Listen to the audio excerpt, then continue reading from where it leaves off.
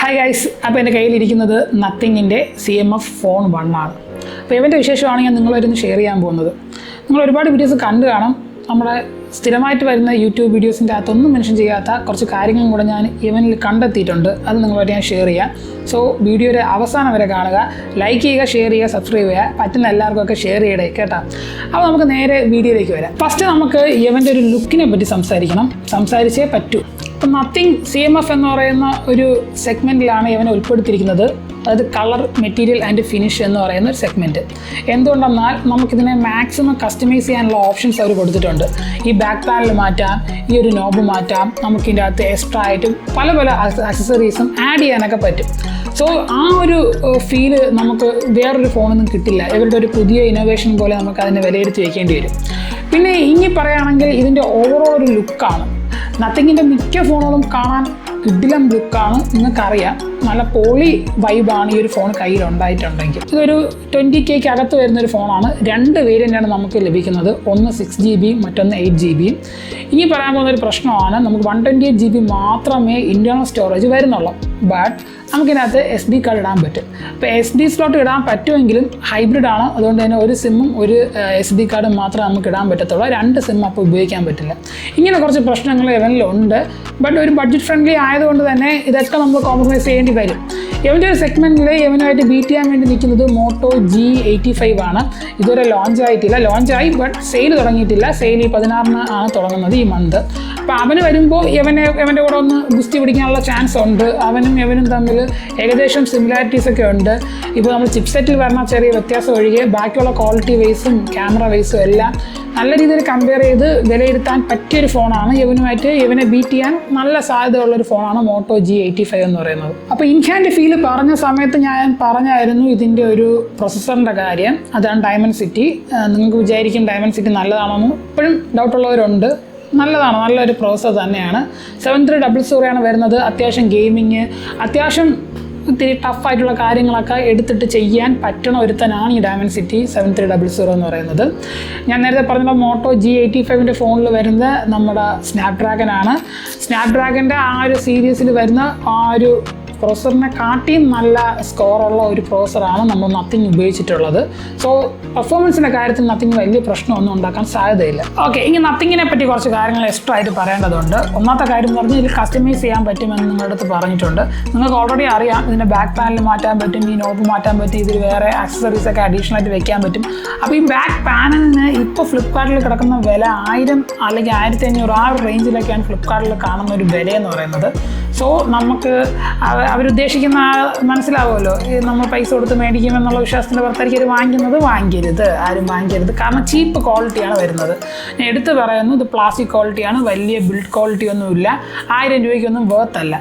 So ചാത്തന്മാർ ഉറപ്പായിട്ടും വരും. China പ്രോഡക്റ്റുകൾ ഇറങ്ങും.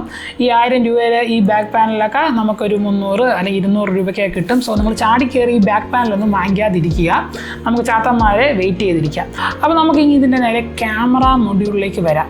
ഒരു ഫസ്റ്റ് ഇംപ്രഷൻ എന്നുള്ള നിലയിൽ മാത്രമാണ് ഞാൻ ഈ വീഡിയോ ചെയ്യുന്നത്.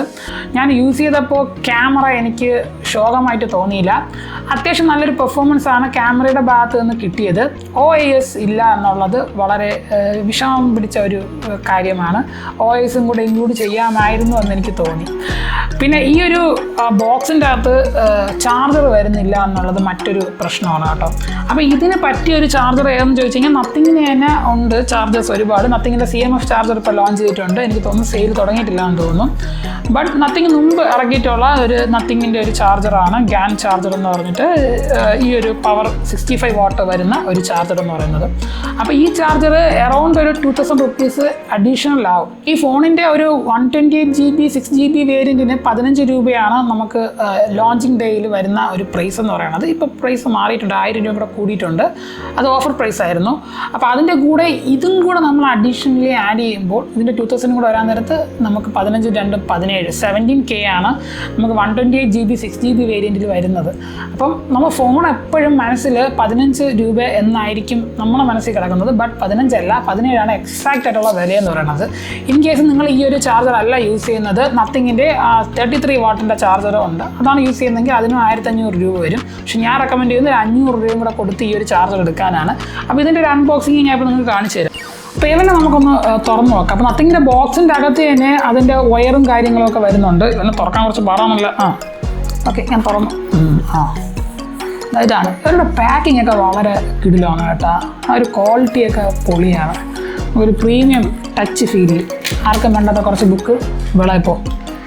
അതിനുശേഷം നമ്മളെ ചാർജർ ഗവൺമെൻറ് ചാർജറാണ്.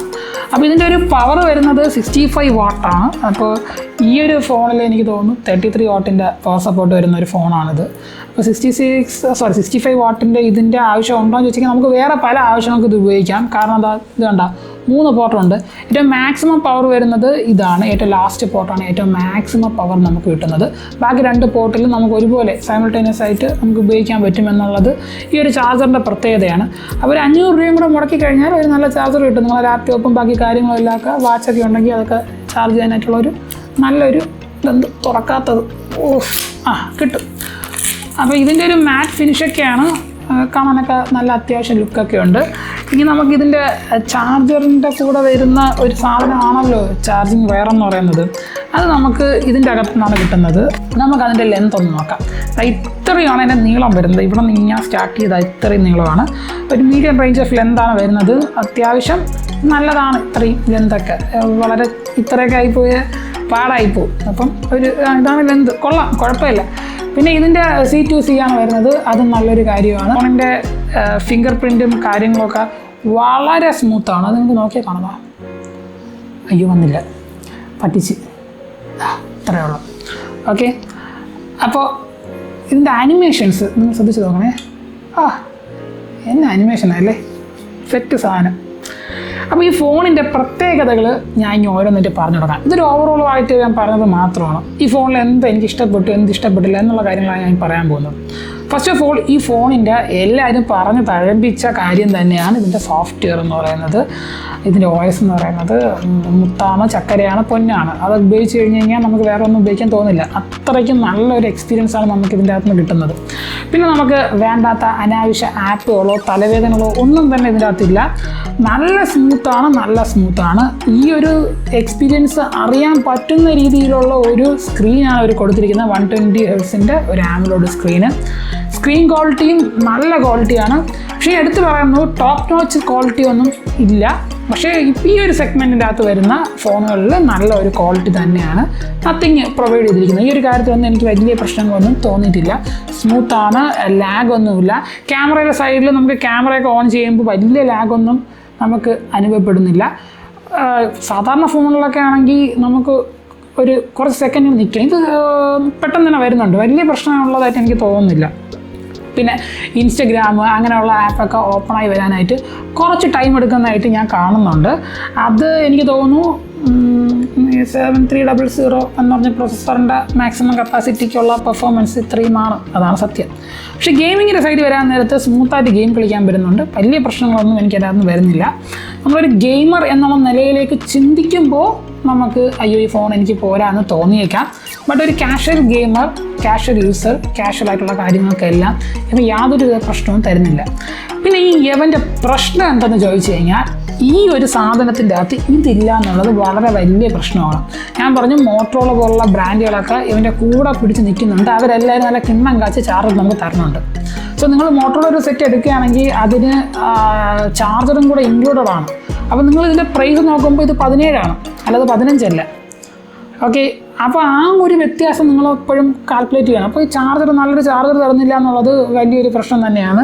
അതും ഒരു ബഡ്ജറ്റ് സെഗ്മെൻറ്റിലൊക്കെ വരുന്ന മിക്ക ഫോണിലും ഇപ്പോൾ ചാർജറുണ്ട്. അപ്പോൾ അതൊരു വലിയ പ്രശ്നമായിട്ട് എനിക്ക് തോന്നി. പിന്നെ ഇതിൻ്റെ അകത്തുള്ളതെന്ന് പറഞ്ഞാൽ OS ഇല്ല ഈ ഒരു ക്യാമറയ്ക്കകത്ത്. ഡെപ്ത് സെൻസർ എന്ന് പറഞ്ഞതിനകത്ത് വെച്ചിരിക്കുന്ന സാധനം എനിക്ക് വലിയ യൂസ്ഫുൾ ആയിട്ട് തോന്നില്ല. പോർട്രേറ്റൊക്കെ ശോകമാണ്. അപ്പോൾ നമ്മൾ ചില സമയത്തൊക്കെ ഇവിടെയൊക്കെ ആ ബ്ലർനെസ് കയറി വരും. നമ്മൾ ഈ സൈഡിൽ ഫോട്ടോ എടുക്കുന്ന സമയത്ത് ഈ സൈഡിലൊക്കെ ബ്ലർനെസ് കയറി വരും.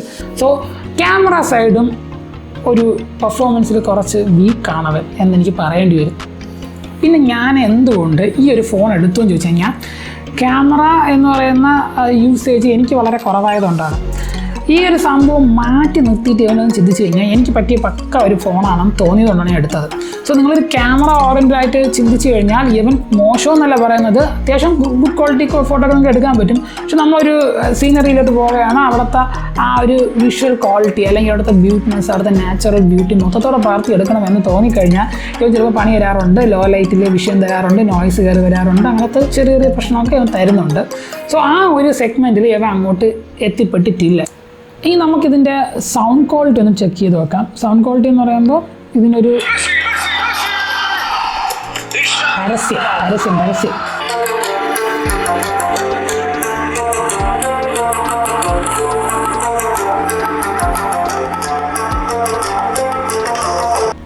ഒരു സിംഗിൾ സ്പീക്കറാണ് വരുന്നത്. അപ്പോൾ ഒരു മോണോ സ്പീക്കർ വരുന്നതുകൊണ്ട് തന്നെ അത്യാവശ്യം ക്വാളിറ്റിയുള്ള സൗണ്ട് കിട്ടുന്നുണ്ടെന്നേ ഉള്ളൂ. അല്ലാതെ നമുക്ക് ചില ഫോണിലൊക്കെ ഉണ്ടല്ലോ ഇങ്ങനെ ഇടിച്ച് മുഴക്കിയുള്ള സൗണ്ട്, അതൊന്നും ഇതിനകത്തൊന്നും കിട്ടുന്നില്ല. കോൾ വിളിച്ചാൽ കേൾക്കാൻ പറ്റും. അപ്പോൾ ഇത് ആര് മേടിക്കണം ആര് മേടിക്കേണ്ട എന്ന് പറയാൻ പറഞ്ഞു നിർത്താം. അപ്പോൾ ഇത് ആര് മേടിക്കുന്നത് വെച്ച് കഴിഞ്ഞാൽ, ഒരു ഗെയിമർ, അത്യാവശ്യം സോഷ്യൽ മീഡിയയിലൊക്കെ ഇൻഫ്ലുവൻസ് ഉള്ള, കുറച്ച് ഫോട്ടോസൊക്കെ എടുത്ത് പിടിച്ച് നിൽക്കാൻ പറ്റിയ ഒരാൾക്ക് ഈ ഫോൺ നല്ലതാണ്. പക്ഷേ നമ്മൾ ഫോട്ടോസെന്ന് മാത്രമേ പറയുന്നുള്ളൂ, വീഡിയോ പറയുന്നില്ല. അപ്പോൾ നിങ്ങൾ യൂട്യൂബ് പോലുള്ള വീഡിയോ ഒക്കെ എടുക്കണം, അല്ലെങ്കിൽ അതിൻ്റെ അകത്തൊക്കെ കുറച്ച് മെനക്കെട്ട പരിപാടിയൊക്കെ ചെയ്യണമെന്നുണ്ടെങ്കിൽ വീഡിയോ ക്വാളിറ്റിയിൽ വരുമ്പോൾ ഇത് കുറച്ച് കോംപ്രമൈസ് ചെയ്യുന്നുണ്ട്. സോ നിങ്ങൾ choice photo plus Instagram, social media സംഭവങ്ങൾ പ്ലസ് ഗെയിമിംഗ് ആണെങ്കിൽ ഈ ഫോൺ കൊള്ളാം. കാരണം നല്ലൊരു ചിപ്സെറ്റാണ് ഇത് വരുന്നത്. അതിൻ്റെ പെർഫോമൻസ് അത്യാവശ്യം കൊള്ളാം, ഗെയിമിംഗ് ഒക്കെ കളിക്കാൻ കൊള്ളാം. പിന്നെ ബഡ്ജറ്റ് ഫ്രണ്ട്ലി ആണ്, 20,000 വരുന്നൊരു ഫോണിലാണ് ഇതും വരുന്നത്. ഇതിൻ്റെ 6GB വേരിയൻ്റ് അല്ല എൻ്റെ ഇരിക്കുന്നത്, എൻ്റെ ഇരിക്കുന്നത് 8GB വേരിയൻ്റ് ആണ്. എല്ലായിടത്തും ഞാൻ 8GB തന്നെ എടുക്കാൻ പറയും. കാരണം ഇതൊരു പുതിയ ഫോണാണ്. അപ്പോൾ ഇനി അങ്ങോട്ട് എന്തെങ്കിലും പണി തരുമോ എന്ന് അറിയില്ല. അപ്പോൾ ഒരു റിസ്ക് എടുക്കേണ്ട എന്നുള്ള നിലയിൽ ഞാൻ 6GB നിന്ന് മാറി 8GB എടുത്തതാണ്. സോ അങ്ങനെ നിങ്ങൾക്ക് ഉണ്ടെങ്കിൽ, അങ്ങനെ റിസ്ക് എടുക്കാൻ നിൽക്കുന്നില്ലെങ്കിൽ നിങ്ങളും 8GB തന്നെ എടുക്കുക. റാം ബൂസ്റ്റർ പോലത്തുള്ള ഫീച്ചറൊക്കെ ഉണ്ട്, പക്ഷേ എന്നാലും നിങ്ങൾ 8GB തന്നെ എടുക്കുക എന്നേ ഞാൻ റെക്കമെൻഡ് ചെയ്യത്തുള്ളൂ. പിന്നെ ഇതിലുള്ളൊരു പ്രശ്നം 128GB മെമ്മറി ആണ്. അത് നിങ്ങൾക്ക് കുഴപ്പമില്ല, നിങ്ങൾക്ക് SD കാർഡ് വെച്ച് അഡ്ജസ്റ്റ് ചെയ്യാൻ പറ്റും. SD കാർഡിന് ഒരു 1000 രൂപയൊക്കെ ആവും എക്സ്ട്രാ. അപ്പോൾ ഇതൊക്കെ ആഡ് ചെയ്ത് വരുമ്പോൾ പ്രൈസ് മാറുന്നത് നിങ്ങളൊന്ന് ശ്രദ്ധിച്ച് നോക്കുക. അത് വെച്ച് വേണം നിങ്ങൾ ബാക്കിയുള്ള ഫോൺ കമ്പയർ ചെയ്യേണ്ടത്. ഇതിനെക്കാട്ടും ബെറ്റർ പെർഫോമൻസ് തരുന്ന മറ്റൊരു ഫോൺ ഉടനെ ലോഞ്ച് ചെയ്യും. അത് വേറെ ആരുമല്ല, മോട്ടോ G85 ആണ്. ലോഞ്ചിങ് ഒക്കെ കഴിഞ്ഞു, ഇനി സെയിൽ തുടങ്ങിയാൽ മാത്രം മതി. അപ്പോൾ ആ ഒരു ഫോണിൻ്റെ ഒരു ചെറിയ കമ്പാരിസൺ വീഡിയോ ആയിട്ടൊക്കെ ഞാൻ ഉടനെ തന്നെ വരുന്നതായിരിക്കും. അപ്പോൾ ഈ ഒരു ചെറിയ വീഡിയോ ഇഷ്ടപ്പെട്ടിട്ടുണ്ടെന്ന് ഞാൻ വിശ്വസിക്കുന്നു. അപ്പോൾ എൻ്റെ സപ്പോർട്ട് ചെയ്യുന്ന വഴി എന്ന് വെച്ച് കഴിഞ്ഞാൽ ബെൽ ബട്ടൺ പോയി ഒന്ന് ടക്ക് എന്ന് അടിക്കുക. അതുപോലെ തന്നെ ഷെയർ ചെയ്യുക, സബ്സ്ക്രൈബ് ചെയ്യുക. നിങ്ങൾക്ക് എന്തെങ്കിലും അഭിപ്രായം ഉണ്ടെങ്കിൽ കമൻറ്റായിട്ട് രേഖപ്പെടുത്തുക. ഇന്നൊരു വീഡിയോയിൽ വരുന്നവരെ it's your inside lad signing out.